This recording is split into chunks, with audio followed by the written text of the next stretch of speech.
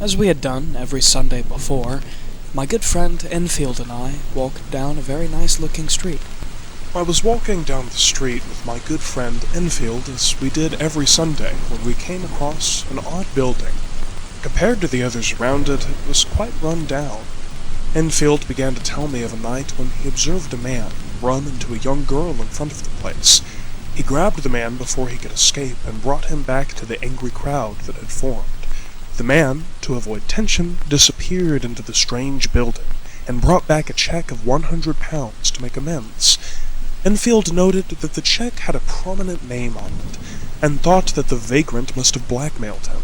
When I asked more, Enfield had particular trouble describing the man, as he had an almost paranormal ugliness about him, but revealed his name to be Hyde. I told him that I knew Hyde, and unfortunately by extension, the name on the check, to be Jekyll. We agreed not to speak of the incident again. That night, I studied the final will and testament of my good friend, Dr. Jekyll. A certain change had long bothered me, but after hearing about the incident with Mr. Hyde, it deeply concerns me to read first that Jekyll intends to leave all of his possessions to Hyde, but even more, that in the event of his death or disappearance. The only reason I can think of for something like that is, well, murder. Hyde obviously must have some kind of power over Jekyll. Perhaps he's blackmailed him. In the morning, I decided to consult a Dr. Lanyon, who was a good friend of Dr. Jekyll. Lanyon told me that he had never heard of Hyde, and grew very aggravated upon mention of Jekyll. He informed me that he no longer spoke with Jekyll because of a professional dispute, and continued to say that all of his work was scientific balderdash. I gathered that I wouldn't be able to get much from him, so I decided to leave. That night, I was frightened deeply by the most wretched of dreams.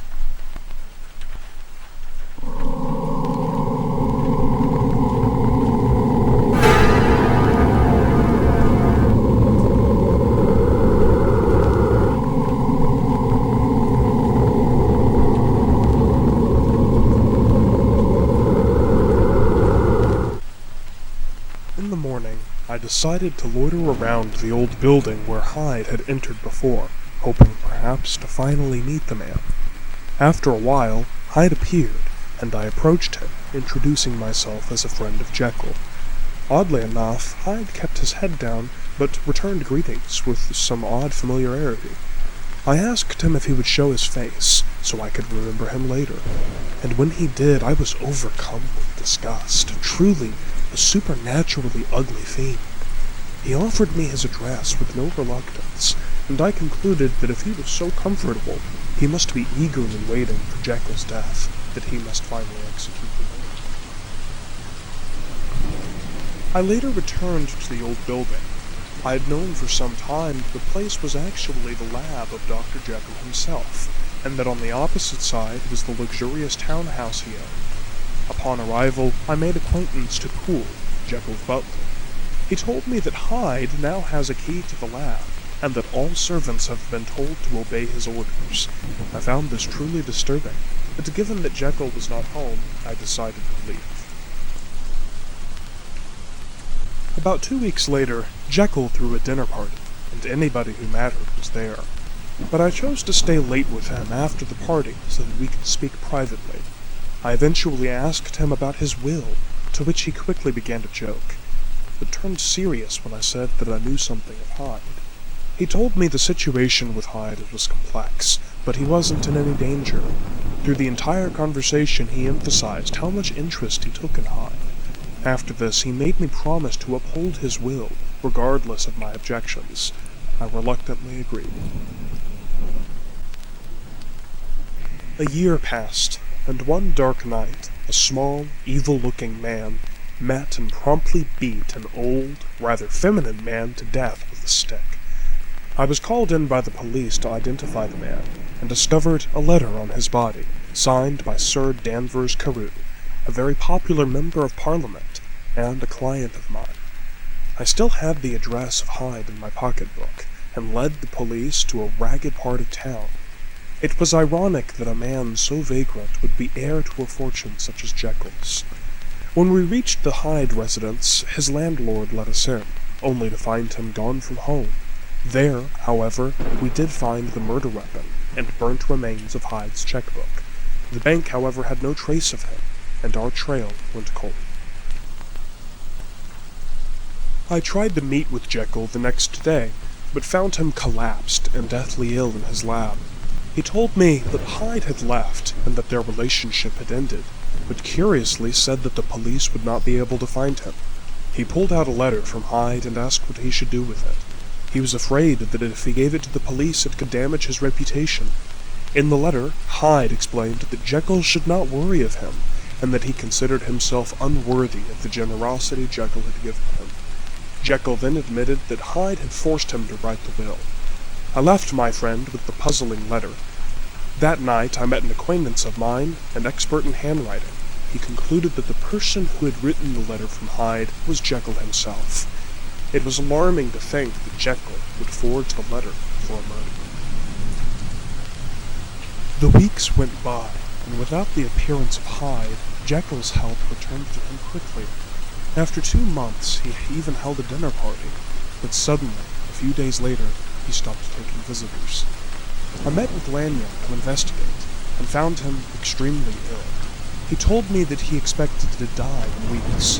When I mentioned that Jekyll also seemed ill, Lanyon was furious and refused to speak of it, but he did tell me that after he dies, I would know why this has happened. Afterwards, I wrote a letter to Jekyll asking about Lanyon. He replied that he still cared for Lanyon, but understands why they couldn't meet. He also told me that our friendship was dear to him, but he would attempt to remain secretive. Lanyon died a few weeks later, and after the funeral I found a note he left for me. The title instructed me not to read it until Jekyll as well had died, so I locked it away. The next Sunday I walked down the street again with Enfield, and passed Jekyll's rundown lab again. Enfield began to remark about Hyde's disappearance, but continued to mention how he had discovered that the lab is actually connected to Jekyll's townhouse from the back. We peered into the window out of concern for Jekyll's health, and surprisingly found him there, getting some air. He complained that he had been feeling very low, and turned us down when we invited him on the walk. Suddenly, he was consumed with some kind of terror and slammed the window. We resumed our walk, rather perturbed. The next morning, Jekyll's butler met me at my door, agitated. He believed that there had been foul play regarding Dr. Jekyll. Without any delay, we made our way to the house. Poole called into the lab to announce my arrival. A strange voice replied not to admit visitors. Poole insisted that the voice was not Jekyll's. The worst came to mind, and I worried that he had been murdered. But why would the murderer remain at the scene of the crime? Poole described to me how the voice had sent him on many strange errands to chemists for strange ingredients, and when Poole revealed the man in the lab to be Hyde, I resolved that we should break into the lab.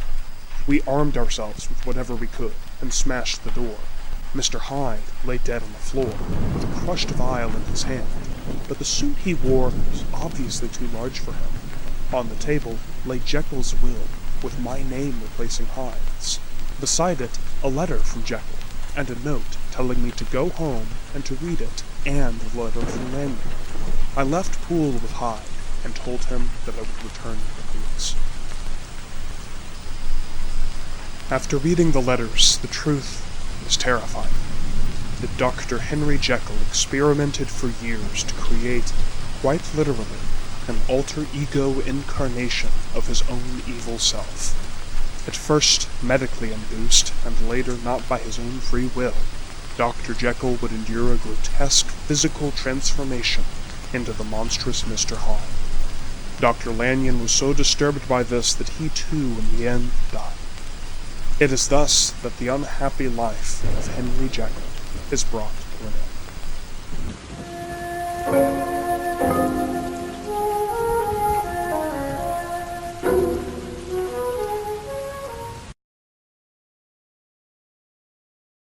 I was